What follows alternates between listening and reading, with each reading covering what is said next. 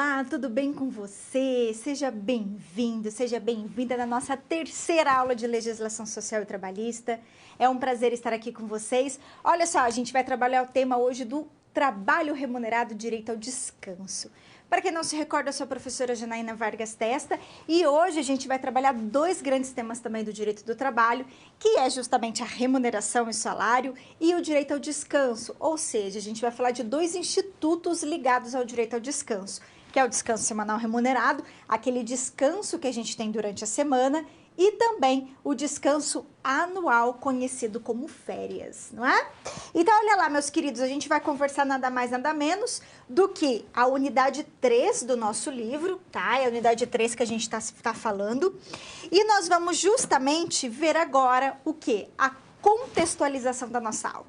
Quais perguntas e questionamentos a gente vai tentar responder ao longo da aula de hoje? Vamos lá? E a gente começa ali falando da nossa contextualização, então. Olha só, eu pergunto para vocês, será que remuneração e salário são termos que nós podemos entender como sinônimos? Eu sei que no dia a dia a gente utiliza a nomenclatura remuneração e salário como se fosse a mesma coisa, mas a gente vai ver que, na verdade, possui efeitos jurídicos diferentes, tá? Quais são as hipóteses legais que permitem o desconto no salário? Gente, o salário, ele é conhecido como meio de subsistência do trabalhador. Aliás, a gente até diz que o salário ele é algo intangível. Portanto, eu só posso promover os descontos desde que haja o quê? Previsão em lei, tá? A gente vai falar também sobre as verbas trabalhistas que possuem caráter o quê? Salarial. Lembrando que as verbas que possuem caráter salarial, elas repercutem no cálculo de outras verbas trabalhistas, ou seja, elas entram na base de cálculo de outras verbas. As que não possuem caráter salarial não vão entrar no cálculo de nenhuma outra verba. Então, por exemplo, quando a gente vai calcular férias, FGTS, recolhimento da Previdência, 13º, a gente sempre vai usar na base de cálculo tudo aquilo que é considerado salário. O que não é considerado salário não entra. Daí a importância da gente entender quais verbas são consideradas salário, quais não são, ok? A gente também vai falar de um instituto importante ligado ao salário, que é o Instituto da Equiparação Salarial. A equiparação salarial, gente, ela tá ligada à ideia do princípio da igualdade. Ela tem por intuito evitar que dois trabalhadores que façam as mesmas tarefas, com a mesma habilidade técnica, com a mesma produtividade, tenham salários diversos, ok? Porque isso violaria o quê? O princípio da igualdade, gerando uma discriminação no trabalho. Só que, porém, todavia, para que a gente tenha direito a essa equiparação, nós precisamos o quê? Preencher todos os requisitos previstos em lei, tá? E aí a gente finaliza a nossa aula falando sobre os requisitos e sobre as regras que se aplicam tanto ao descanso semanal quanto ao descanso anual, que nós chamamos de férias. Ambos, né, tanto as férias quanto o descanso semanal remunerado, ambos exigem também o preenchimento de certos requisitos. De tal modo que, se não preenchidos, isso gera uma repercussão no direito ao repouso semanal e também gera uma repercussão no direito às férias. As férias, elas podem sofrer uma redução nos seus dias. A gente sabe que, regra geral, o trabalhador ele tem direito a 30 dias de férias. Mas se houver muitas faltas injustificadas ao longo do período aquisitivo, isso vai repercutir também no seu direito, né, às férias. Então, pode ser que ele tenha uma redução do número de dias. Da mesma forma, o descanso semanal remunerado. O descanso semanal remunerado, ele também, se não houver assiduidade durante a semana, o trabalhador acaba o quê? Perdendo o descanso semanal, que é aquele dia que ele vai ter de direito durante a semana de não trabalhar, mas ele vai receber por isso, tá? Então, são esses os assuntos que a gente vai conversar na aula hoje, são esses questionamentos que a gente vai tentar responder ao longo da nossa aula. Então, a gente vai trabalhar esses dois grandes temas. Todos os conteúdos estão relacionados ou à ideia de remuneração e salário e também à ideia do direito ao descanso. Bacana? É isso, então eu vejo vocês no próximo bloco.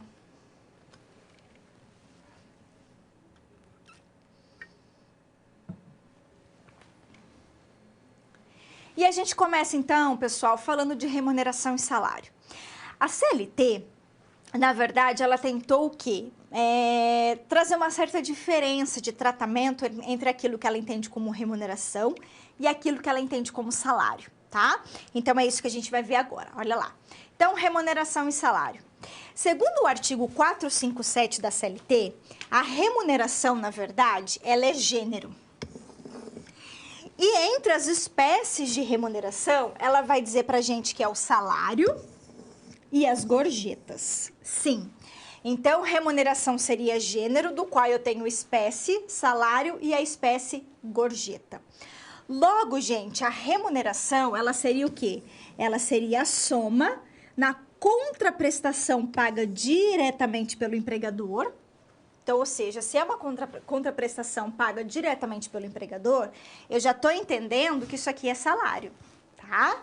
Então, é no somatório do salário, seja esse salário pago em pecúnia, em dinheiro, ou em utilidades. Por quê? Porque o empregador, ele também pode pagar o trabalhador em utilidades. Como, por exemplo, em objetos, bens, benefícios, isso é possível, tá? Então, é a somatória desse valor, dessa contraprestação paga pelo empregador, com o quê? Com uma quantia recebida de terceiros, que nós chamamos de gorjeta. Então, vamos entender um pouquinho isso. Olha só. Então, a CLT, ela quis dizer o seguinte, olha, remuneração é gênero. Gênero do qual eu tenho duas espécies, o salário de um lado e a gorjeta de outro. Somando gorjeta mais salário, a gente tem aquilo que nós entendemos como remuneração. Eu sei, e vocês também sabem, que não é todo trabalhador que recebe gorjeta. Aliás, muito pelo contrário, uma minoria recebe, né? Principalmente no Brasil, porque a gente não tem muito essa cultura de dar gorjetas, né? Então, geralmente, gorjeta dada é dado pelo cliente onde? Em restaurantes, hotéis, que exigem muitas vezes que o cliente pague o quê? Uma taxa de serviço. Então, vamos entender isso, olha só. O que é a remuneração, então? A remuneração seria aquilo que é pago pelo empregador, que a gente entende como salário, seja o salário pago em dinheiro, mas também o salário pago em utilidades, que a gente chama de salário-utilidade, que a gente vai ver daqui a pouco, tá? É a soma disso com a gorjeta. A gorjeta não é paga pelo empregador, a gorjeta é paga pelo cliente, por um terceiro. Então, a soma dessas duas é o que a gente entende de remuneração. Mas é claro que a gente só vai entender isso quando nós tivermos trabalhadores que recebam gorjeta. Quem não recebe gorjeta, que é a maioria, só tem o salário, certo? O salário e outras verbas que não tem caráter remuneratório. Por quê? Porque para a CLT, remuneração é salário e gorjeta. A soma dos dois, tá? Eu tô falando de gorjeta aqui, mas a gente tem que pensar o seguinte, que eu estou me referindo às gorjetas que são controladas pelo empregador. Aquelas gorjetas que às vezes alguém recebe, um garçom recebe, uma pessoa que trabalha lá no hotel recebe, pega o dinheiro e guarda no bolso, e o empregador não toma conhecimento disso, obviamente que não vai ter caráter remuneratório. Por quê? Porque o empregador precisa ter controle dessa gorjeta recebida para que ela tenha esse caráter de remuneração. Então, eu estou me referindo aqui àquelas gorjetas que são controladas, que são, por exemplo, cobradas como taxa de serviço e que depois vão ser distribuídas aos trabalhadores. Eu estou falando desse tipo de gorjeta, tá? Aquelas que são controladas, ok? No Brasil, a gente não tem uma legislação que regulamenta as gorjetas. Já tivemos, mas ela teve um período muito curto. Pode ser que ainda venha uma regulamentação sobre a gorjeta, mas enquanto não tiver, aí cabe ao empregador verificar ali como que vai ser estabelecida essa questão da distribuição da gorjeta, ok? Pois bem, então agora a gente já sabe o que é remuneração e a gente sabe que remuneração é a soma de salário e gorjeta. Então vamos avançar. E o que é o salário propriamente dito? Já sabemos, né? Vamos só enfatizar aqui. A gente sabe que o salário ele tem um caráter de contraprestação, é uma retribuição por aquilo que eu fiz, pela prestação do serviço, né? A gente tem que lembrar também que, regra geral, o salário ele é irredutível. Ah, professora, mas durante a pandemia tivemos redução de salário. Sim, mas foi um caso excepcional de calamidade pública, mediante lei específica, tá? Para atender o quê? Uma situação emergencial. mas em regra o salário não pode ser reduzido. A Constituição Federal, ela até possibilita que você, no artigo 7º, ela diz lá que pode ser reduzido o salário, mas desde que haja convenção coletiva, negociação com o sindicato. Então tem todo, e desde que haja uma justificativa muito plausível, e mesmo assim é discutível, tá? Então a regra é que ele não pode ser reduzido. O salário, ele tem que ser pago quando? Até o 5º dia útil do mês subsequente do momento que eu prestei meu serviço. Com exceção de comissão, algum tipo de gratificação, que aí você pode acabar combinando com o trabalhador e empregador podem combinar o pagamento de maneira diversa, tá? Mas o salário em si, ele tem que ser até o 5º dia útil. Verbas, então, que possuem natureza salarial, como a gente já havia mencionado, elas vão repercutir no cálculo de outras verbas. Aquilo que não tem caráter salarial, por exemplo, que tem caráter indenizatório, não entra no cálculo de férias, nem 13º, no cálculo da hora extra também não entra no cálculo da contribuição previdenciária, só o que tiver o quê? Caráter salarial, certo? Avançando, vamos falar agora do salário in natura. Olha lá na tela. O que é o salário in natura ou o salário também conhecido como salário utilidade?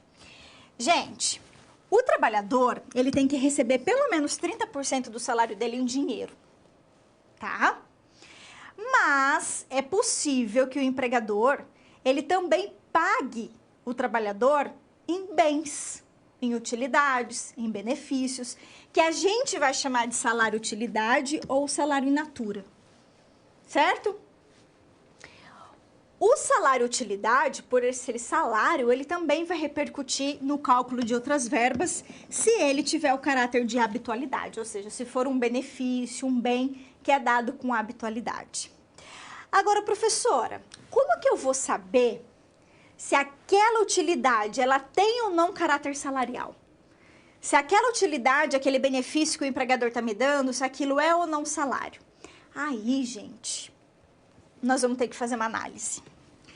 Se aquela utilidade concedida, ela tiver caráter contraprestativo, ou seja, o empregador está me concedendo aquilo pelo trabalho que eu faço, como uma forma de retribuição, é salário. Por outro lado, se a utilidade que ele está me concedendo, ela for necessária para eu trabalhar, ou seja, eu uso aquela utilidade para prestar o meu serviço, ela é necessária para a execução do meu trabalho, então não é salário. Eu vou dar um exemplo para a gente tentar entender, tá? Vamos imaginar que o meu empregador, ele chega para mim e fala assim, Janaína, eu vou te dar um celular de presente e vou pagar suas contas telefônicas do seu celular por 1 ano. Eu nem falo tempo, falo, vou pagar por um tempo, né, a sua conta telefônica do seu celular. É um benefício que ele está me dando? Sim. É um bem? É uma utilidade? É. Agora, essa utilidade que ele está me concedendo é ou não salário? Aí que a gente vai ter que analisar. Se esse celular eu utilizar para trabalhar, vamos imaginar que eu faça muito trabalho externo. E o celular eu utilizo para ligar para a empresa, para as pessoas se conectarem comigo. Ou seja, o celular ele é um instrumento para a execução do meu trabalho, instrumento para a execução do meu trabalho. Então, não é salário. Ainda que ele pague todos os meses as minhas contas telefônicas, isso não vai ser considerado salário. Por outro lado, se eu trabalhar dentro de um escritório, fechada, com telefone fixo, eu nunca saio, o meu celular eu uso tão somente para fins pessoais. E as pessoas se comunicam comigo na empresa lá mesmo no local, porque eu nunca estou fora.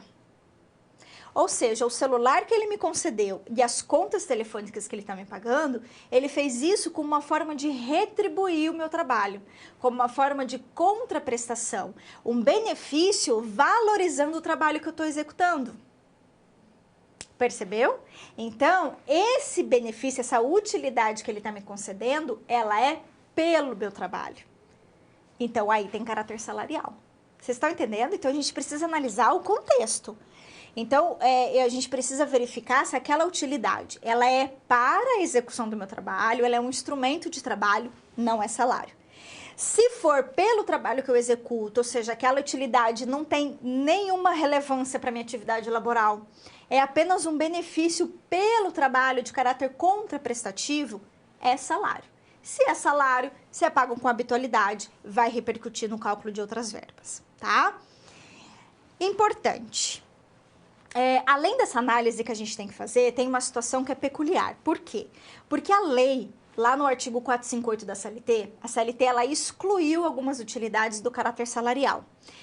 Como assim? Ela disse que certas utilidades não serão consideradas salário. Independentemente dessa análise que nós fizemos agora, não vai ser salário. Por quê? Porque a lei expressamente diz que não é. Como, por exemplo, vale transporte, como, por exemplo, pagar mensalidade escolar, né? Pagar lá a faculdade, conceder livros para vocês estudarem, vale cultura, uniforme. Isso não é considerado salário. Não é por quê? Porque a lei expressamente diz que não é. Tudo bem? Que mais? Bebidas alcoólicas e cigarros. Por incrível que pareça, tem empregador que concede como benefício bebida alcoólica ou cigarro. Isso pode ser considerado uma utilidade salarial? Em tese até poderia, porque ninguém precisa de bebida alcoólica nem de cigarro para trabalhar, né? No entanto, todavia, a jurisprudência, daí os tribunais, falam que não é considerado salário nem bebida alcoólica e nem cigarro, ainda que sejam fornecidas habitualmente pelo empregador. Por quê? Porque é considerado nocivo à saúde. O que é considerado nocivo à saúde, a gente não pode dar o caráter salarial. Tudo bem? Então, também não é salário, tá? Avançando, vamos lá. O que mais? E as comissões? Comissão, gente, é pago para quem trabalha com o quê? Com base em produtividade, não é? Quem representa resultado, quem trabalha com vendas. E aí existe aquele que é comissionista puro, só vai receber por comissão, e o que é misto, que tem uma parte fixa também, tá? Comissão é considerado salário, não tem dúvida nenhuma a respeito disso. E quem é comissionista puro e é empregado, porque isso aqui não aplica para o autônomo, aplica-se só para o empregado, ele tem como garantia o salário mínimo ou o piso da categoria dele, tá? Então, se ele não alcançar o salário mínimo naquele mês, de acordo com as vendas dele, por exemplo, ele tem direito de receber pelo menos o salário mínimo, ou se tiver um piso da categoria, o piso da categoria dele. Isso só se aplica para os empregados, para quem trabalha de forma subordinada. Tudo bem? E pra gente fechar, as gorjetas. As gorjetas, gente, todo mundo já sabe, são pagas por terceiro, compreende aqueles valores pagos espontaneamente pelo cliente ou aqueles que são cobrados como taxa ou adicional, tá? Gorjeta não é considerado salário. Gorjeta é considerado o quê? Remuneração. Lembra? Remuneração é a soma de salário mais gorjeta. Pelo fato da gorjeta ela ter caráter remuneratório, ela não vai incidir no cálculo de aviso prévio, hora extra, adicional noturno e nem do repouso semanal remunerado. Então, vamos fazer uma interpretação aqui. Se a gorjeta, ela não entra no cálculo dessas verbas, consequentemente, ela vai entrar no cálculo das demais. É isso? É isso. Então, a gorjeta, quando controlada, obviamente, ela também vai entrar no cálculo de outras verbas, como férias, recolhimento de FGTS, 13º. Ela só não vai entrar no cálculo dessas verbas que eu mencionei, por entendimento de súmula do TST, ou seja, entendimento dos tribunais, entendimento da jurisprudência. Tudo bem? Bacana? É isso. E a gente finaliza, então, nossa discussão. Remuneração e salário.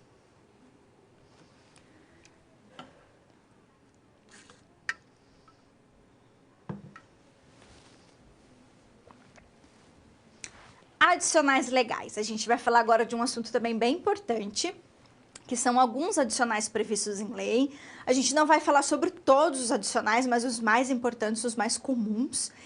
E já lembrando vocês que esses adicionais são considerados verbas salariais, portanto, se é verba salarial, vai repercutir no cálculo de outras verbas, certo?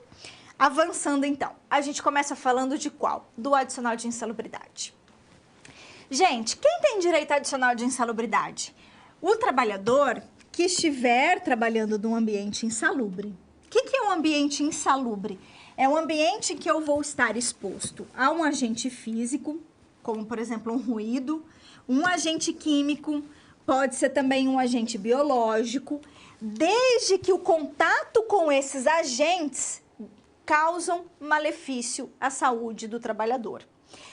Trabalho insalubre quer dizer o contrário de salubre, que está ligado à saúde. Ou seja, é aquilo que é negativo, que traz, que tá interferindo na minha saúde física, tá? Se eu estiver exposta a esse agente acima dos limites que o ser humano possa tolerar, o que vai acontecer? Vai constatar insalubridade no local de trabalho. Constatando essa insalubridade, o trabalhador tem direito a um adicional. Um adicional de 10%, de 20% ou de 40%, a depender do grau de insalubridade do local, tá? Então, gente, a insalubridade, ela é constatada como? Por meio de perícia técnica. Ou um técnico de segurança do trabalho, ou um engenheiro de segurança do trabalho vai realizar uma perícia no local de prestação de serviço e vai constatar se lá tem um agente ou não insalubre. Então, se tem lá uma máquina com ruído acima do limite de tolerância, se tem um local, se o local é abastecido por algum tipo de agente químico que também traz benefício à saúde, né? Desde que o empregado tenha contato com esse agente. Ou tem um agente biológico, né? Imagina você trabalhar dentro de um hospital, com pessoas com doenças infecto-contagiosas, local onde tem vírus, bactérias e outros tipos de substâncias, de elementos que podem gerar doenças. Então, o trabalhador ele tem que ter contato com esses agentes insalubres. E mais, além dele ter contato com o agente insalubre, isso tem que ser o quê? Tem que trazer esse malefício à saúde dele. Então, isso só vai ser verificado por meio de uma perícia técnica. E também, o perito, quando ele monta esse laudo, ele analisa o local de trabalho, ele vai, obviamente, se basear também em algumas normas técnicas que são emitidas pelo Ministério do Trabalho, verificando, então, qual é o grau de insalubridade daquele local. Então, imagine assim, quem trabalha exposto à substância química X, o grau de insalubridade é médio. Quem trabalha exposto a doenças infecto-contagiosas, grau máximo de insalubridade. Então, essas normas técnicas que são emitidas pelo Ministério do Trabalho são utilizadas pelos peritos para justamente fazer lá a análise da insalubridade, verificar se tem algum agente químico, físico ou biológico e verificar, então, com base nessas normas técnicas, qual é o grau de insalubridade. A depender do grau de insalubridade, o adicional aumenta. Obviamente que se o grau for máximo, o trabalhador tem um adicional de 40%, grau médio 20%, grau mínimo 10%. Esse valor, esse adicional, ele é pago em regra sobre o salário mínimo, não é sobre o salário do trabalhador. A não ser que tenha lá uma convenção coletiva dispondo o contrário, de uma forma mais benéfica. Mas, em regra, é sobre o salário mínimo, tá? Então, vamos lá para a gente avançar, olha só. Então, por isso que, em regra, é pago sobre o salário mínimo, tem natureza de salário. Gente, o adicional de insalubridade, ele é uma espécie de salário condição. Por quê? Porque a condição para eu receber o adicional é qual? Trabalhar em local insalubre. A partir do momento que eu deixar de trabalhar num local insalubre, eu deixo de ter direito ao adicional. Por isso que ele é um salário condição, que a gente chama, tá? A reforma trabalhista, ela permitiu enquadrar a insalubridade por meio de acordo ou convenção coletiva, tá? Por outro lado, ela vedou mexer no valor do adicional se houver supressão de direito. Vamos entender isso. Olha só. O que é fazer enquadramento da insalubridade? Enquadrar a insalubridade é falar, aquela atividade X tem grau médio. A atividade de coleta de lixo tem grau mínimo de insalubridade. A atividade de trabalhar com doenças infecto-contagiosas, grau máximo de insalubridade. Isso é enquadramento, tá? Então, a reforma trabalhista, ela permitiu, por meio de negociação coletiva, fazer esse enquadramento. É possível, desde que não viole normas técnicas do Ministério do Trabalho que já existem. Mas ela não permitiu, ela proibiu, ela vedou que houvesse o quê? Interferência no valor do adicional, principalmente se houver supressão. Por exemplo, eu colocar na negociação coletiva que o adicional de insalubridade de grau mínimo é de 5%. Isso é supressão de direito? É. Se a lei fala que é 10%, eu vou colocar na negociação coletiva que é 5%, eu estou reduzindo o direito. Então, isso a reforma trabalhista vedou, tá? Isso não é possível alterar o valor do adicional se houver redução de direito, tá certo? Gente, só uma coisa que eu quero que fique bem clara para vocês. A insalubridade, a gente só recebe o adicional de insalubridade se realmente houver insalubridade no local de trabalho e aquilo trazer um malefício para a minha saúde. Por que eu estou falando isso? Vamos supor que eu trabalhe aqui num local que tem uma máquina, o tempo todo funcionando. Uma máquina com ruído absurdo, um ruído acima do limite de tolerância do ser humano. Só que quando eu coloco o protetor auricular, aí o ruído ele fica numa situação estável, ou seja, numa situação dentro do limite que eu posso tolerar.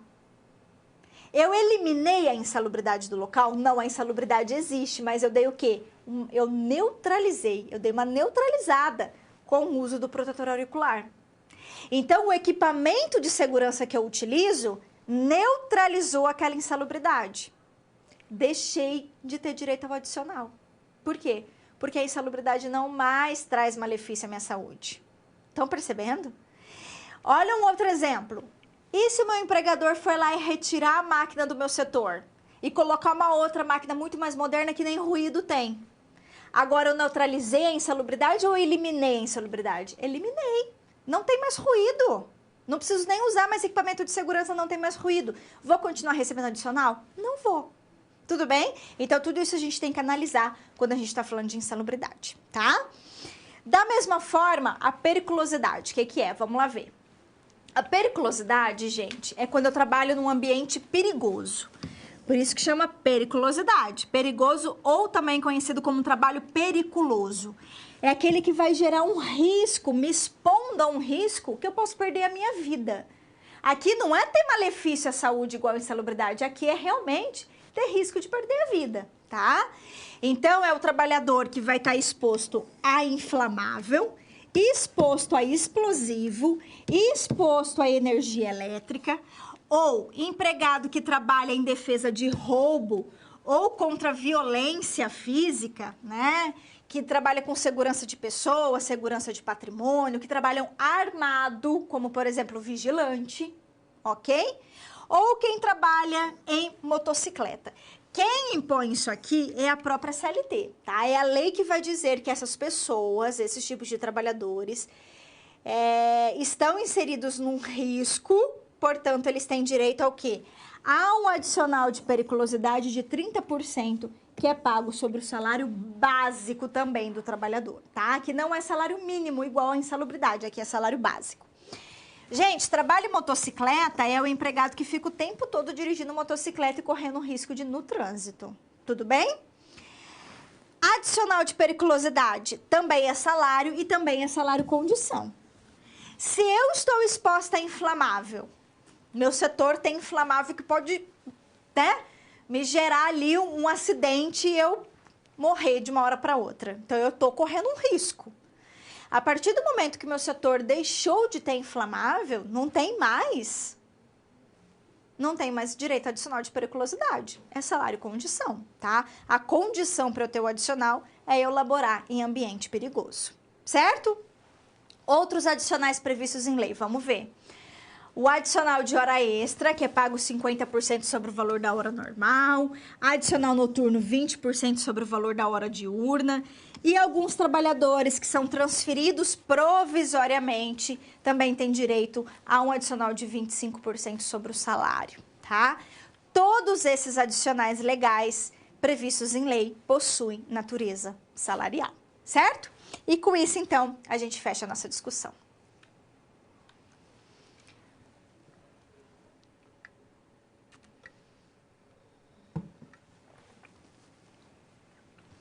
Agora a gente vai falar sobre verbas não consideradas salariais e sobre as possibilidades de desconto no salário. Em que situações a gente pode promover o desconto salarial? Vamos lá? E a gente começa então falando, gente, que, em regra, o salário não pode sofrer qualquer tipo de desconto. Por quê? Porque aplica-se a ele o princípio da intangibilidade salarial, dizendo que o salário, em regra, ele é intangível. Mas a lei, tanto o artigo 462 da CLT e a súmula 342 do TST, trazem algumas possibilidades de desconto. Quais são? Primeiro, o desconto ele tem que constar no recibo de pagamento de forma expressa e clara, tá? O que eu posso descontar? Adiantamento salarial, que a gente pode chamar de vale, né? Então, se eu receber um adiantamento, vamos imaginar lá que no dia 15 eu peguei lá, sei lá, R$500 de adiantamento salarial. Isso pode ser, obviamente, descontado, tá? Verbas que são previstas em lei, como, por exemplo, INSS, que é a contribuição previdenciária, imposto de renda, que permite desconto no salário, por expressa disposição de lei. Então, não tem problema nenhum, tá? Além disso, plano de assistência odontológica, médica, seguro, previdência privada, alguma associação cultural que a empresa tenha, né? Mas isso aqui, gente, só pode descontar se houver autorização expressa do empregado. Se o empregado não autorizar, não pode haver esse desconto. Por quê? Até porque para aderir esses planos é facultativo, o empregado não é obrigado a aderir à assistência odontológica, médica, né, previdência privada, ele não é obrigado, só se ele quiser, tá? Aí, se ele quiser aderir, ele tem que autorizar o desconto. Também eu posso descontar do empregado danos que ele causa, prejuízo que ele gera para o empregador. Em que situações? Desde que ele autorize ou no caso de dolo. Ou no caso de dolo. Gente, o que é o dolo? Olha só. O que vai acontecer aqui? O que é o dolo? Dolo é quando eu tenho a vontade consciente, né? Então, eu tenho a consciência e a vontade de gerar o dano ao meu empregador. Eu quero gerar aquele dano. Né? Então, ou seja, eu quis gerar. É claro que tem que ter prova de que o empregado agiu com dolo, né? Porque muitas vezes os prejuízos que o empregado, o dano que ele gera, obviamente que não é porque ele quer, né? Ou se é porque ele não tomou o devido cuidado, ou porque ele não sabia fazer determinado serviço, ou enfim, N situações. Nessas situações variadas, que ele possa acabar gerando algum tipo de prejuízo, aí tem que ter autorização dele para promover o desconto desse dano, tá? Agora, no caso de dolo, se conseguir provar que ele agiu de forma consciente e voluntária e quis gerar aquele dano, aí também pode promover o desconto do salário dele, tá? Aqui, gente, nós temos que fazer o mesmo raciocínio quando a gente pensa lá o homicídio, né? Quando alguém mata alguém por dolo. O que é um homicídio doloso? Eu quis, de forma consciente e voluntária, cometer um suicídio, cometer um homicídio. Eu quis matar aquela pessoa, né? Então, eu agi para isso. Ou o homicídio culposo, que aí eu não queria matar ninguém, mas eu matei sem querer. Atropelei a pessoa na rua, enfim. Deixei cair alguma coisa, né, do meu prédio na pessoa, a pessoa caiu, teve um desmaio. Eu não queria matar ninguém, então eu não tinha consciência e a vontade de matar ninguém. Homicídio culposo. Homicídio doloso, não. Eu tenho a consciência e a vontade. É o mesmo raciocínio aqui. Então, eu tenho a consciência e a vontade de causar dano, um prejuízo para o meu empregador, tá? Ok, e quais são as verbas não salariais? Vamos lá ver? O que são as verbas não salariais? São as verbas, então, gente, que não vão se incorporar no contrato de trabalho. Não vai incorporar o contrato de trabalho. Não constituem base de cálculo para nenhum encargo trabalhista nem previdenciário. Portanto, a gente entende que são verbas que possuem caráter indenizatório, tá? Quais são elas? Ajuda de custo, quando você tem lá, né, algum tipo de despesa para exercer sua atividade laboral e o empregador, ele vai lá e vai o quê? Te reembolsar, né, naquele gasto que você teve. Ajuda de custo tem que ter sempre uma razão, né, ou seja, tem que ter um fundamento e não pode ter habitualidade, tá? Diários de viagem para os empregados que, né, vão sempre viajar para pagar hospedagem e alimentação, não tem caráter salarial. O auxílio alimentação também não tem caráter salarial e é vedado o pagamento dele em dinheiro, então tem que ser em ticket. Prêmios e abonos também não são considerados salário. O prêmio, gente, ele é como se fosse uma espécie de premiação mesmo para aquele empregado que se destacou naquele ano, né, que teve lá um rendimento acima da média, né, e eu quero premiar aquele trabalhador, seja em dinheiro, seja em utilidades, tá? Também não tem caráter salarial, ok? É isso, e a gente fecha então o nosso bloco.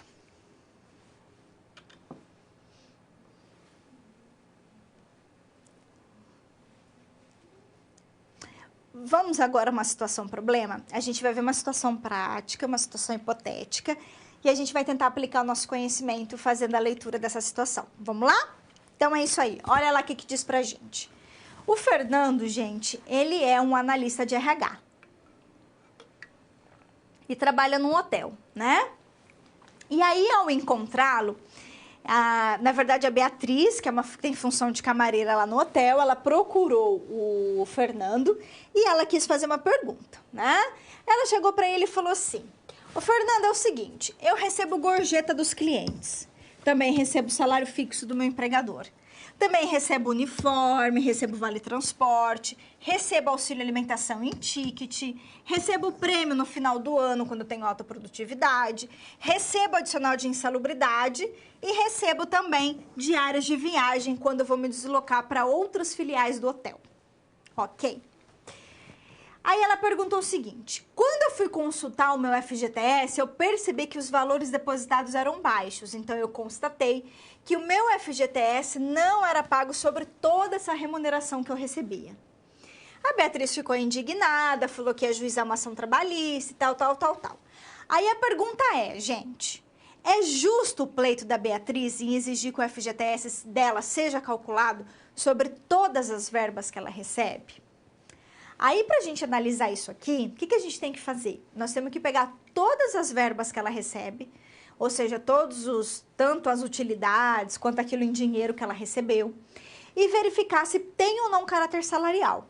Se tiver caráter salarial, vai repercutir na base de cálculo do FGTS. Se não tiver em contrapartida caráter salarial, não vai entrar, né? Então, vamos fazer aqui juntos, gente, uma breve análise daquilo que ela recebia. Adicional de insalubridade é salário, vai repercutir no cálculo do FGTS. Gorjeta, se for controlada pelo empregador, tem caráter remuneratório, não é salário, mas é remuneração, entra no cálculo do FGTS. Vale transporte entra? Não, porque não é considerado salário. Uniforme não é considerado salário. Diárias de viagem não é considerado salário. Prêmios que ela recebe também não é considerado salário. Nada disso vai entrar na base de cálculo do FGTS. Percebeu? Então, vamos lá fazer uma análise juntos para a gente resolver essa situação. Olha só. Então, vamos pegar justamente cada uma. Gorjeta tem caráter remuneratório, tem incidência de FGTS. Opa! Uniforme não, né, gente? Porque é uma utilidade para a execução do meu trabalho. Vale transporte é também uma utilidade que não é considerada salário, auxílio alimentação também não, prêmio também não, diários de viagem também não e adicional de insalubridade sim, porque adicional de insalubridade é considerado salário, portanto haverá repercussão. Perceberam que bacana? Então, para a gente saber se aquela verba vai entrar no cálculo de outras, a gente precisa avaliar se ela tem ou não caráter remuneratório, caráter salarial ou caráter indenizatório. Bacana? É isso então, e a gente fecha a nossa SP.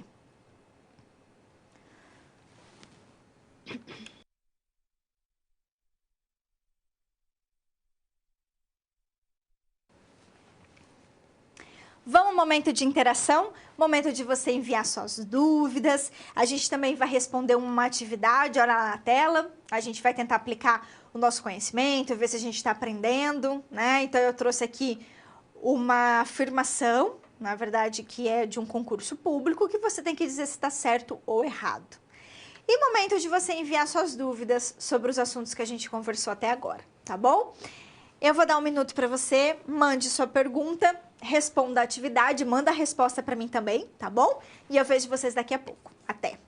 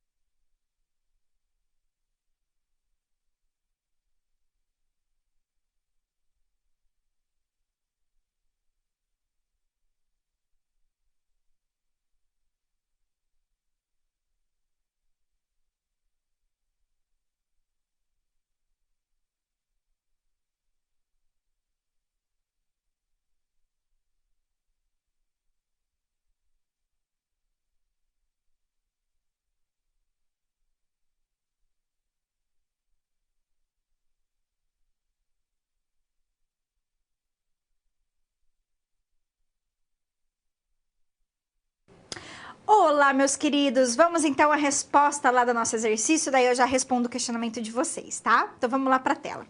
Olha só, o pessoal de Sorocaba, São Paulo, o pessoal de Canguçu, no Rio Grande do Sul, um abração para os alunos daí, disseram que não, gente, que tá errada essa atividade, que na verdade isso aqui é periculosidade. E tá certo, o pessoal acertou. É considerada atividade insalubre expor o trabalhador em contato permanente, inflamável, explosivo, energia elétrica? Não, né?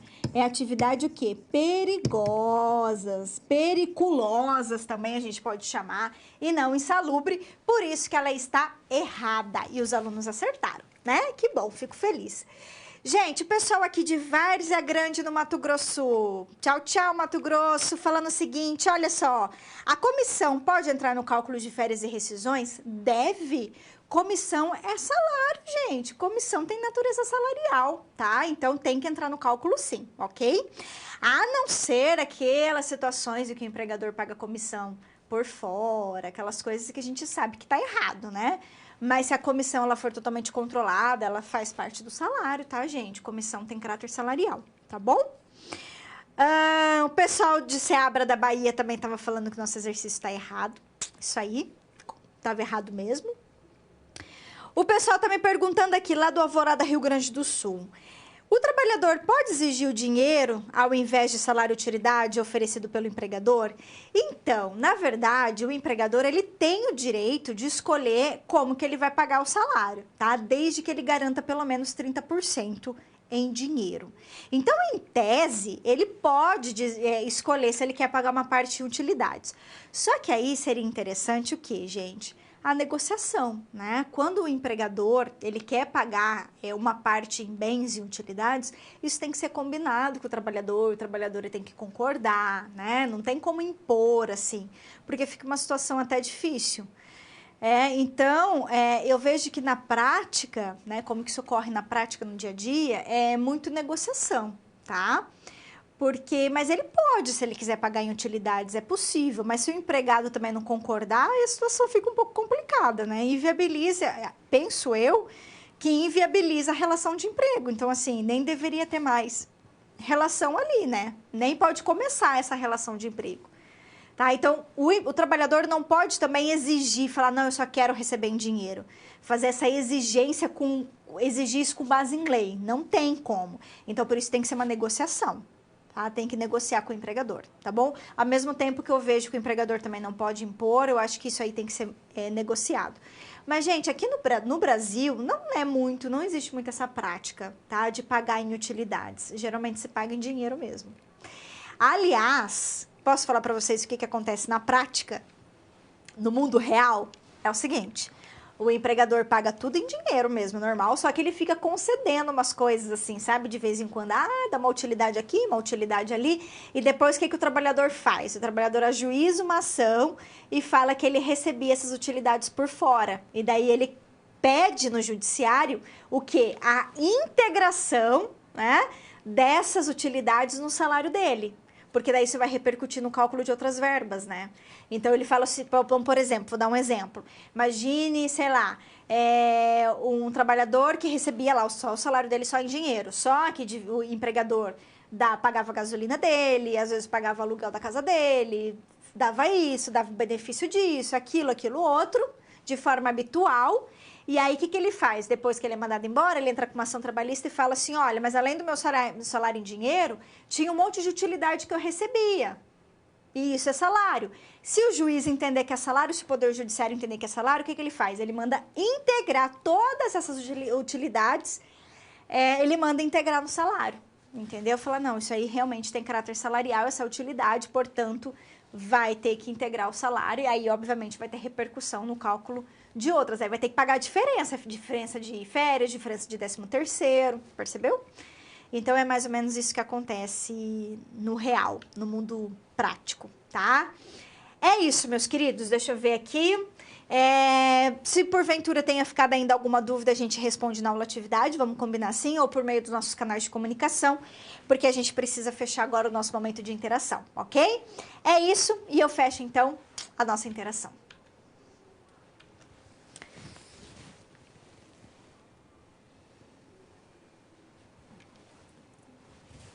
Vamos falar agora de um importante instituto ligado à remuneração e salário, que é o quê?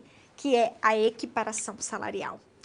Gente, quando nós estamos falando de equiparação salarial, a gente está falando da ideia do quê? De preservar a igualdade entre os trabalhadores, de impedir que trabalhadores que façam a mesma coisa tenham salários diferentes, não é?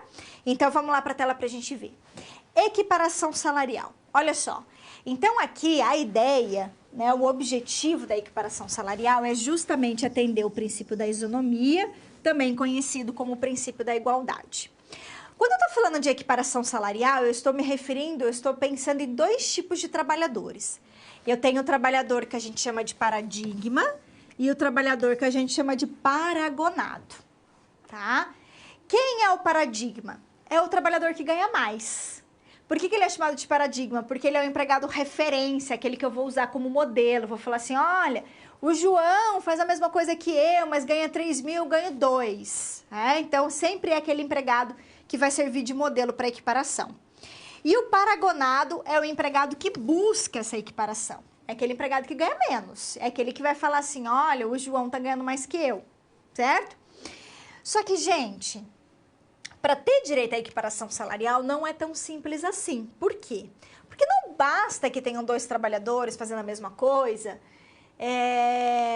e tendo salários diferentes. Não. Para que eu tenha direito à equiparação salarial, eu tenho que preencher N requisitos. E eu tenho que preencher todos. Se eu deixar de preencher um dos requisitos, eu não faço jus à equiparação. Então, vamos conhecer quais são esses requisitos. Primeiro, a função que eu exerço, ela tem que ser idêntica à função do paradigma, que é aquele empregado que ganha mais. A gente tem que fazer a mesma coisa, as mesmas tarefas. Aqui, a exigência não é pelo nome da função, não é o nome da função que tem que ser igual, não. É a realidade, as tarefas reais são iguais, entendeu? Então, por exemplo, vamos imaginar que eu seja auxiliar, o meu colega é assistente. Só que a gente faz tudo a mesma coisa. As mesmas tarefas, a mesma atividade, só que a minha função é de auxiliar de alguma coisa, sei lá, auxiliar de almoxerifado, e ele é assistente de almoxerifado. E por isso ele ganha mais, só que a gente faz tudo a mesma coisa. Aqui caberia equiparação salarial? Em tese, sim. Por quê? Porque não importa se eu sou auxiliar e ele é assistente. O que vale é a realidade, é a gente fazendo a mesma coisa e as mesmas tarefas, tá? Eu tenho que elaborar para o mesmo empregador, eu tenho que trabalhar no mesmo estabelecimento empresarial. Então, não adianta também ser para o mesmo empregador, mas ser estabelecimentos empresariais diferentes, locais diferentes de trabalho, como, por exemplo, em filiais diferentes, locais, regiões diferentes do Brasil, não caberia, tá? Então, cabe a equiparação. Se eu faço a mesma tarefa, a mesma atividade, para o mesmo empregador, no mesmo estabelecimento empresarial. Só que não são só esses requisitos, eu preciso preencher outros. Vamos lá ver. Além disso, eu vou deixar isso aqui por último, tá? Além disso, eu tenho que exercer o trabalho com a mesma produtividade. Eu tenho que executar o trabalho com a mesma perfeição técnica. Se o outro trabalhar melhor que eu, se o outro for muito mais rápido que eu, imagina 2 advogados. Um consegue fazer 3 petições iniciais no dia, o outro faz uma petição na semana. Por quê? Porque ele está começando ainda, o outro advogado é muito mais experiente, muito mais rápido. Tem mesma produtividade? Não tem. Trabalha da mesma perfeição técnica? Também não. Então, haveria o quê? Possibilidade de ter salários diferentes, tá? Além disso, eles devem ser contemporâneos, ou seja, trabalharem praticamente juntos no mesmo cargo, na mesma função, ok? Agora, 2 requisitos importantíssimos. A diferença de tempo na função e a diferença de tempo que eu tenho na empresa em relação ao paradigma. Então, eu tenho 2 empregados, João e Maria. João ganha 3 mil, Maria ganha 2 mil. Trabalham juntos para o mesmo empregador, no mesmo estabelecimento empresarial, fazem as mesmas coisas, as mesmas tarefas. Só que o João ganha 3 mil, a Maria ganha 2. Só que, além deles atenderem esses todos os requisitos que eu mencionei, eles precisam ter um tempo de diferença entre eles na função menos que 2 anos. Não pode ser mais que 2 anos. E de tempo na empresa não pode ser mais que 4 anos entre eles. A diferença de tempo entre paradigma e o paragonado. Vou dar um exemplo para vocês entenderem. Imagine então que o João e a Maria. A Maria ganha menos, o João ganha mais. O João, ele tá nessa função, junto, né? Essa função que ele faz a mesma coisa que a Maria, desde 2012. A Maria começou a trabalhar nessa função em 2017. Ela começou nessa função. Qual é o tempo, a diferença de tempo na função entre eles? 5 anos. Quando a Maria começou a fazer a função que o João está fazendo, o João já estava há 5 anos fazendo aquela função. Cabe a equiparação salarial? Não cabe. Por quê? Porque a diferença de tempo na função que eles não é superior a 2 anos. Quer dizer, é superior a 2 anos, né? Então, portanto, 5 anos de diferença não cabe a equiparação salarial. Por que, gente, que a lei impõe isso? Porque a lei entende que se o João está há 5 anos lá naquela função, quando a Maria começou, o João tem mais experiência, né? Então, por isso que justifica ele ter salário diverso. Não posso pagar o mesmo salário para os dois. Percebeu? Além disso, vamos imaginar aqui que o João está nessa função em 2012 e a Maria está nessa função em 2013. Ela começou a função 1 ano depois que o João. Aí preencheu esse requisito aqui? Preencheu. Por quê? Porque agora a diferença de tempo na função entre eles é 1 ano só. Então, 1 ano é menos que 2? É inferior a 2 anos. Então, caberia equiparação salarial aqui. Só que daí a gente tem que avaliar esse outro, porque tem que preencher todos os requisitos. Vamos imaginar que o João, ele tá aqui nessa empresa desde 2008. Ele tá nessa empresa. Certo? E a Maria foi contratada em 2013, quando ela começou a fazer a mesma função do João. Então, o João foi contratado em 2008, estava numa função, depois em 2012 foi para outra função, e a Maria entrou em 2013 fazendo a mesma coisa que o João. Qual é a diferença de tempo na empresa entre os dois? 2008 e 2013 são o quê? 5 anos. É isso, né, gente? Não sou muito boa de matemática, mas é isso. 5 anos é superior a 4 ou não? Então cabe a equiparação salarial? Não caberia. Por quê? Porque não preencheu esse requisito. Tá vendo, ó? Então, gente, resumindo a história. Além de eu fazer tudo a mesma coisa que o meu empregador, além de eu exercer toda a mesma atividade, fazer a mesma tarefa, a diferença de tempo naquela função entre os dois trabalhadores não pode ser mais que 2 anos. E a diferença daqueles 2 trabalhadores na empresa não pode ser mais que 4 anos. Porque se for 4 anos, olha o exemplo que eu dei. O João está desde 2008 lá, quando a Maria foi contratada em 2013. Então, como é um empregado mais antigo na empresa, que já está mais de 4 anos na empresa, subentende-se que ele teria direito a ter um salário superior. A lei presume isso. Percebeu? Então, por isso que não caberia equiparação salarial, tá? Então, eu tenho que preencher todos esses requisitos. E mais. Além de eu preencher todos os requisitos, a empresa não pode ter quadro de carreira ou plano de cargos e salário. Por quê?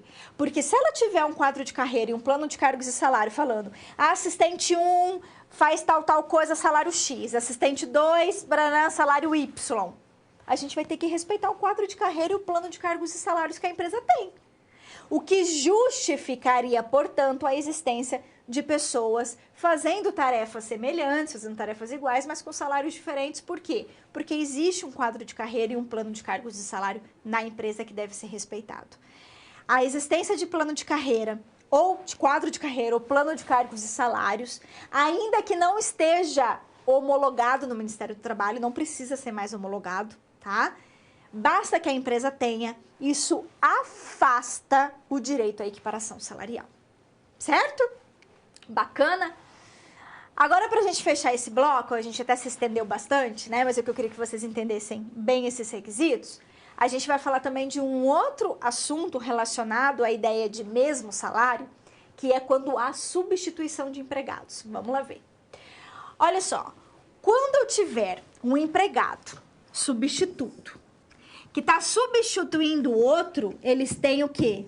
Direito a ter o salário igual enquanto para a substituição. Como assim, professora? Eu estou me referindo, gente, a substituições que são provisórias, não aquelas que são permanentes ou definitivas. Mas é aquele empregado que vai substituir provisoriamente outro. Empregado que vai cobrir férias de alguém, empregado que vai cobrir licença de alguém, que vai ficar durante um tempo fazendo a função de outro que ganha salário maior, salário superior. Desde que essa substituição seja provisória e desde também que ela não seja eventual, ele vai ter o direito ao mesmo salário, tá? Por isso que não se aplica substituições eventuais. E se o cargo ficar vago, o empregado que assumir aquele cargo de forma definitiva não vai ter direito ao mesmo salário. Não. Por quê? Porque eu acabei de dizer para vocês que o direito ao mesmo salário, ela só se aplica quando a substituição for provisória. Então, durante aquele período, né, eu vou receber o salário igual ao outro. Agora, se o empregado for mandado embora, for dispensado, e eu vou ocupar o lugar dele de forma definitiva, aí não cabe direito ao mesmo salário. O empregador não precisa pagar o mesmo salário para mim se ele não quiser. Por quê? Porque o direito ao mesmo salário só cabe no caso de substituições provisórias, tá? E essa substituição não pode ser eventual, gente. A lei não diz o que é uma substituição eventual. Mas, por exemplo, eu substituí o fulano um dia durante o ano. Isso é uma substituição eventual. Não vai ter direito ao mesmo salário. Diferentemente, se eu ficar lá 30 dias durante as férias do outro, substituindo, aí eu tenho direito ao mesmo salário. Percebeu? Então, a gente tem que analisar caso a caso, tá bom? É isso, então, e a gente fecha a nossa discussão aí de equiparação e substituição de empregados.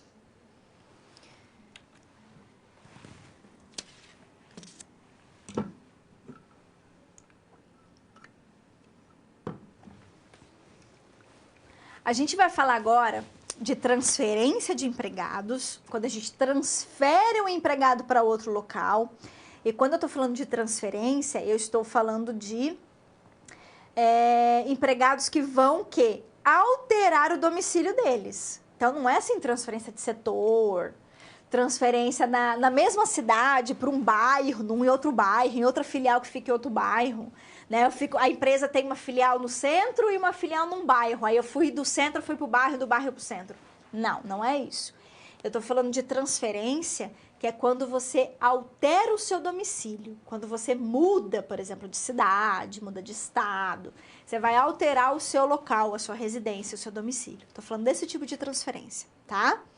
Em regra, gente, a transferência de um empregado depende da anuência dele. O empregador não pode chegar e falar, vou te transferir para outro estado e determinar essa transferência. Não, tem que ter a concordância dele. Essa é a regra geral, mas há exceções, tá? E a gente também vai falar um pouquinho do descanso semanal remunerado, que é um instituto ligado ao direito ao descanso, que é aquela pausa, né, de um dia na semana ou 24 horas consecutivas que a gente tem direito de descansar, certo? Então, vamos que vamos. E a gente começa falando, então, da transferência. Gente, então, a regra é que a transferência, ela seja o quê? Ela seja bilateral, ou seja, com a anuência do empregado, né? Então, em regra, não é possível transferir sem a anuência dele. No entanto, todavia, e eu tô falando aqui de mudança de domicílio, a transferência unilateral, que é quando é determinada pelo empregador, ela é possível. Em que situações? Quando o empregado exerce um cargo de confiança, imagina um gerente, desde que eu comprove a necessidade do serviço dele naquele outro local, eu posso transferi-lo, inclusive transferir definitivamente. Eu posso determinar essa transferência. Tudo bem? Essa é uma exceção. Qual é a outra exceção? Empregado que tenha no contrato dele uma cláusula de transferência, seja uma cláusula explícita ou implícita, e desde que eu também prove que eu necessito do serviço dele no outro local. Aqui eu também posso transferir unilateralmente. Também posso transferir de forma unilateral quando houver extinção do estabelecimento naquele local. A empresa fechou. Então, eu também posso determinar a transferência, tá? E eu ainda posso determinar a transferência, e aqui aplica-se a qualquer trabalhador, inclusive os que eu já mencionei, e qualquer outro tipo, quando essa transferência ela não for definitiva, mas ela for o quê? Provisória. Então, o empregado vai ficar lá durante 1 ano, durante 2 anos, durante alguns meses naquele local, tá? Desde que, obviamente, eu também comprove a necessidade do serviço. Só que no caso da transferência provisória tem um detalhe importante. Aqui eu vou ter que pagar um adicional de transferência para ele de 25%, enquanto durar essa transferência. Então, olha só o raciocínio. Regra geral, só posso transferir alguém com a anuência do trabalhador. Regra geral. Exceções. Posso determinar essa transferência desde que eu comprove a necessidade do serviço, quem tenha cargo de confiança, quem tenha no contrato uma cláusula que permita essa transferência e quando houver extinção de estabelecimento. Posso transferir.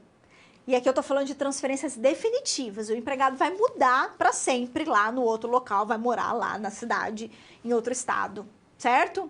É uma transferência definitiva, ele não volta mais. Agora, ainda existe uma outra situação que eu posso transferir de forma provisória um trabalhador. Aí eu posso fazer isso para qualquer trabalhador. Não precisa ser gerente, não precisa ter cláusula no contrato, não precisa nada. Qualquer um. Eu chego para a pessoa e falo assim, olha fulano, eu vou abrir uma filial lá no Mato Grosso e eu preciso que você fique lá durante 8 meses, durante 1 ano, para você me ajudar lá a contratar o pessoal, a organizar a empresa, né, a admitir, a treinar o pessoal durante 1 ano. Isso é uma transferência provisória. Eu posso determinar essa transferência provisória? Sim, para qualquer trabalhador. Só que aí eu vou ter que pagar o adicional. E por que eu tenho que pagar o adicional de 25%? Para custear essas despesas que o empregado vai ter durante esse tempo. Entenderam a lógica? Então, daí eu preciso pagar os 25% sobre o salário dele mensalmente enquanto durar essa transferência. A partir do momento que ele retornar, aí eu não preciso pagar mais. Certo? Bacana. E o descanso semanal remunerado? Vamos ver? Gente, então o descanso semanal, obviamente que ele é obrigatório, né? Não adianta querer que o empregado trabalhe de segunda a domingo, porque isso viola a lei, isso, né? Na verdade, o descanso semanal remunerado, ele é uma norma ligada ao descanso e à saúde, tá? Permitir que o empregado possa não só descansar, mas conviver com a família, fazer outras coisas além de trabalhar, não é? Então, o descanso semanal remunerado, ele tem um período de 24 horas seguidas, mas a gente tem que lembrar do intervalo interjornada, que a gente também tem que respeitar. Então, são 24 horas, que é o dia do descanso, mais 11 horas de intervalo, tá? Então, são 35 horas seguidas. Descanso semanal remunerado, ele tem que ser concedido preferencialmente aos domingos. Não é obrigatório, mas é uma preferência legal. Então, se o empregado trabalha mediante escala, por exemplo, e de vez em quando ele tem que elaborar no domingo, aí eu tenho que conceder uma folga compensatória na semana, tá? Na mesma semana, inclusive. E a gente tem que lembrar que feriado, seja municipal, estadual, federal, civil, religioso, também é considerado dia de repouso semanal remunerado. Então, gente, eu tenho que permitir que o trabalhador descanse no domingo ou outro dia da semana, caso ele labore no domingo. E os dias de feriado também são considerados dia de descanso semanal remunerado. Logo, ele não deve trabalhar em feriado. Essa é a regra. Ah, professora, mas eu trabalho. Então, tem que conceder um desconto. Tem que conceder uma folga compensatória. Ah, e o meu empregador não me concede folga compensatória. Então, tem que pagar o dia do feriado em dobro trabalhado. Tá? A não ser que se você trabalhar numa jornada específica, como por exemplo a jornada 12 por 36, você trabalha 12 horas seguidas, descansa 36. Aí nesse caso, se você trabalhar em feriado, você não vai receber em dobro, tá? Eu tô falando aqui no geral, não tô falando dessas coisas específicas, eu tô falando que no geral, dia de feriado é dia de descanso. Se você trabalhou, tem que compensar. Se não compensou, tem que receber em dobro, tá? Vamos lá, então, para a gente finalizar. Olha só. Então, uma outra situação importante. São requisitos para o descanso semanal remunerado. A assiduidade durante a semana. Se eu tenho uma falta injustificada na semana, né, eu perco o dia perdi já o dia, vai ter desconto no meu salário e eu vou perder também o descanso semanal remunerado, tá? Por quê? Porque é requisito para ter direito a ele eu ser assídua, ter assiduidade durante a semana. Aqui a gente já falou, DSR corresponde ao valor de um dia de trabalho. Se houver labor em domingos e feriados, tem que conceder a folga compensatória, tem que ser na mesma semana. Não pode ser essa folga depois do 7º dia consecutivo. Se eu trabalhar em feriado ou dia destinado ao descanso, como por exemplo no domingo, e não compensar, aí eu tenho que pagar em dobro, além de pagar ainda o repouso semanal, tá? Então essa é a sanção que a lei e a jurisprudência criou para aquele empregado que labora no dia de descanso semanal remunerado dele e não compensa. Aí tem que pagar em dobro. Tudo bem? É isso, meus queridos, e eu fecho a nossa discussão.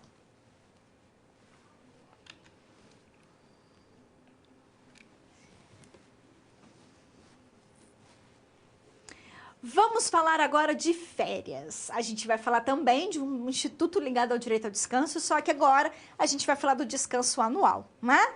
Então, começamos ali. O que são as férias, gente? Qual é a finalidade das férias? Promover também um direito a descanso, também é uma norma ligada à saúde e segurança do trabalhador. E para que eu tenha direito às férias, eu preciso preencher aquilo que nós chamamos de período aquisitivo. Aquisitivo por quê? Porque é o período que eu vou adquirir o meu direito às férias, tá? Então, eu tenho que trabalhar pelo menos 12 meses após a minha contratação para que eu tenha o direito às férias. Então, vamos imaginar que eu fui contratada lá, vamos colocar um mês aqui, no mês de janeiro de 2021. Quando que eu vou ter o direito adquirido, as férias, né? O período, preencher o período aquisitivo? Em janeiro de 2022. 12 meses depois, certo? Aí a gente começa a contar o período após o preenchimento do período aquisitivo, a gente começa a contar o período concessivo, que são 12 meses após. Então, aqui eu já posso ter férias, mas o meu empregador, ele pode me conceder as férias até janeiro de 2023. Até janeiro de 2023, ele tem que me conceder as férias.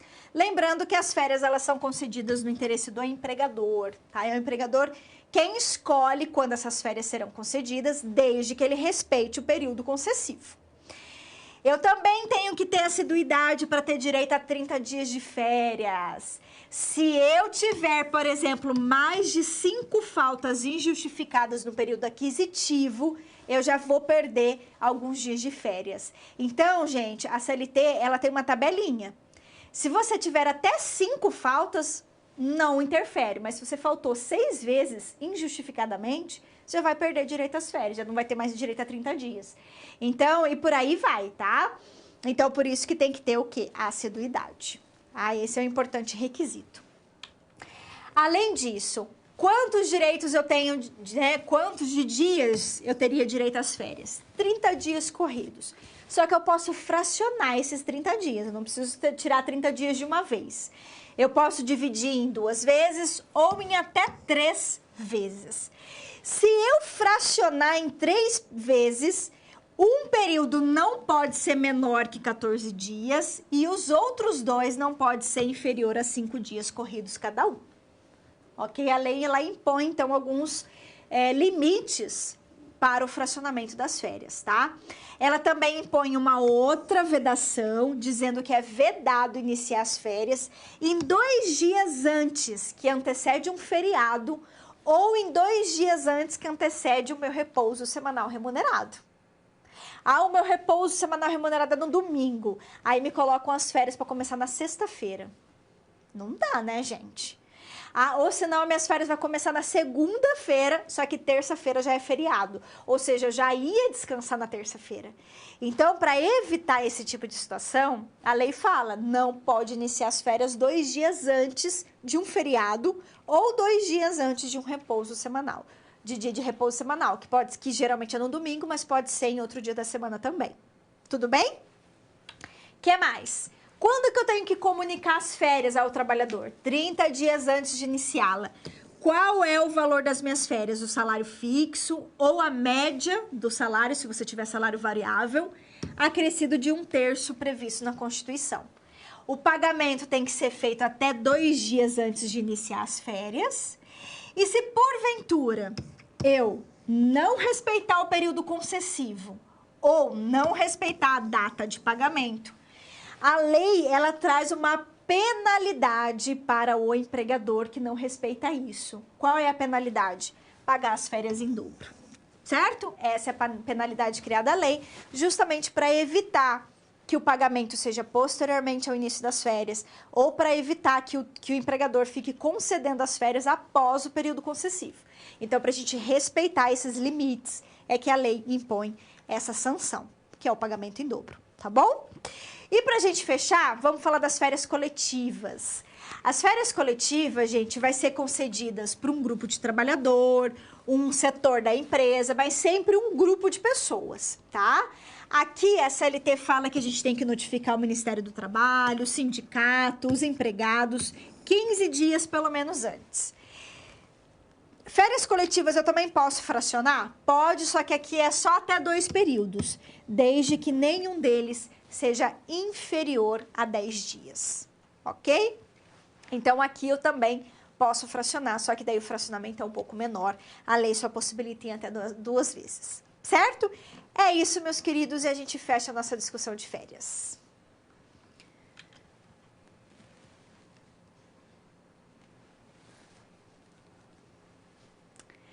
Vamos a mais uma situação problema? Então, vamos lá e vamos tentar aplicar o nosso conhecimento. Olha só.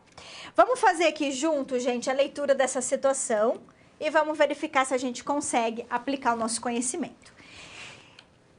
Olha só o que diz pra gente. Aqui também é uma situação que envolve lá o hotel, tá? Então, vamos ver primeiro a situação que envolve lá. A primeira situação, ela diz respeito a 2 recepcionistas, então 2 pessoas que trabalham na recepção. Quem são elas? O Aristides e o Ben. O Wagner é o gerente desse hotel, tá? O Wagner informou que tanto o Aristides e o Ben fazem a mesma função, que o Ben foi contratado 5 meses depois que o Aristides e que o Aristides tem um salário superior. Por quê? Porque ele fala 2 idiomas e ele é mais eficiente, tá? A grande dúvida do Wagner, que é gerente, é se o Ben, como ele ganha menos, se ele pode ou não exigir o mesmo salário que o Aristides.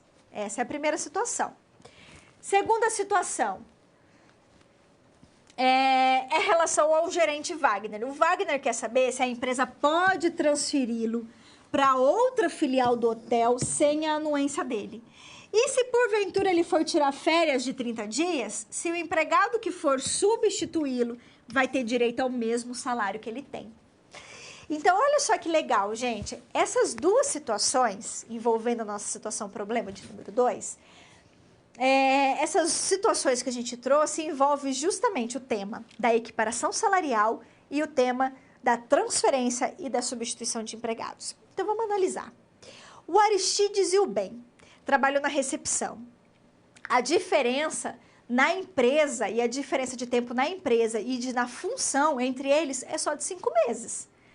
Então, eles preencheram o requisito de tempo na função menos que 2 anos e tem diferença de tempo na empresa menos que 4 anos? Sim, preencheram o requisito. Trabalham para o mesmo empregador, no mesmo estabelecimento empresarial, tem contemporaneidade, ou seja, estão trabalhando juntos. Não fala se que o hotel tem plano de cargos e salários. Portanto, parece que eles preencheram todos os requisitos. Só que daí a gente tem que analisar se eles têm a mesma produtividade e a mesma perfeição técnica. Aí a gente tem que analisar um caso, uma situação específica. O Aristides fala um idioma a mais que o Ben. Trabalhar num hotel como recepcionista, o fato de você falar um idioma a mais, isso pode ser um diferencial que justificaria um salário superior? Sim, porque o Aristides seria o quê? O único recepcionista apto, com a habilidade de atender o quê? Clientes estrangeiros, o que justificaria ele ter um salário maior. Então, parece que não caberia equiparação salarial aqui, tá? No caso de transferência, o Wagner é gerente. Ele pode, então, ser transferido sem a anuência dele? Sim, desde que o empregador o quê? O empregador prove que há necessidade do serviço dele para um outro local. Além disso, o empregado que for substituí-lo durante os 30 dias de férias dele vai ter direito ao mesmo salário do Wagner, que é gerente? Também. Por quê? Porque é caso de substituição provisória, não eventual. Então, caberia também o mesmo salário. Tá vendo que legal? Então, vamos lá para a nossa resposta. Olha só. Então, gente, no caso aqui, a gente teria, sim, preenchimento de todos os requisitos, com exceção do quê? Do trabalho com a mesma perfeição técnica, não é? Depois vocês façam a leitura, mas é exatamente o que a gente discutiu. E a segunda situação também pode transferir, porque ele tem cargo de confiança, e cabe também direito ao mesmo salário, porque substituição provisória e não eventual, não é? Legal, né? Depois vocês façam uma leitura com cuidado. E aí, com isso, a gente fecha o nosso momento da nossa SP.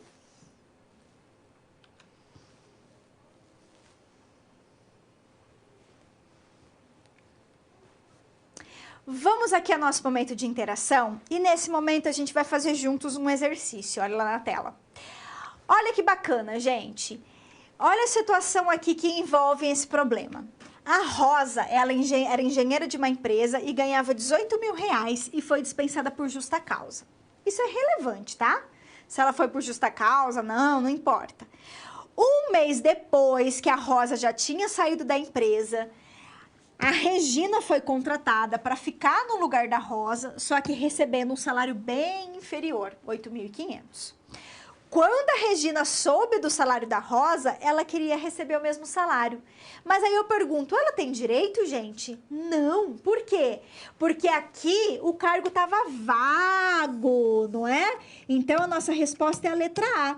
A gente tem que lembrar que só tem direito ao mesmo salário, não é isso? Se a substituição for provisória. Não é o caso aqui. A Rosa saiu, o cargo ficou vago, depois a Regina foi contratada, aí ela não pode exigir o mesmo salário da sua antecessora, tá certo? Então, por isso, a nossa resposta é a letra A.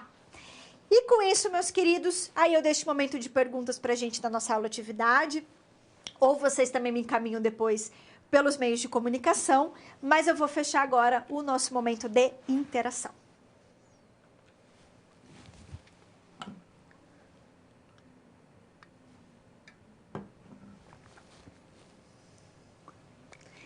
Vamos agora para recapitulando, o que a gente viu na nossa aula de hoje? Olha só, momento da gente fazer uma breve síntese do que nós conversamos. Falamos sobre remuneração, vimos que remuneração é o conjunto do salário mais gorjetas, vimos que as verbas salariais repercutem no cálculo de outras verbas, as não salariais não, como prêmio, diária de viagem, ajuda de custo, não é? Vimos o Instituto da Equiparação Salarial e seus vários requisitos. Vimos que a substituição do empregado possibilita o direito ao mesmo salário quando a substituição for o quê? Provisória e não eventual. Falamos da transferência unilateral dos empregados que possuem cargo de gerente, extinção de estabelecimento. E a provisória, com o pagamento de 25%, quando a transferência for provisória, o pagamento de adicional de 25% do salário, certo? E aí a gente finalizou nossa aula falando dos dois institutos ligados ao direito ao descanso semanal, que é o repouso semanal remunerado, e as férias, que é o nosso descanso anual. Não é? Vimos os requisitos, a possibilidade de fracionamento, etc. e tal. Certo, meus queridos? É isso e agora eu me despeço aqui de vocês. Foi um prazer mais uma vez estar aqui conversando com vocês sobre o direito do trabalho.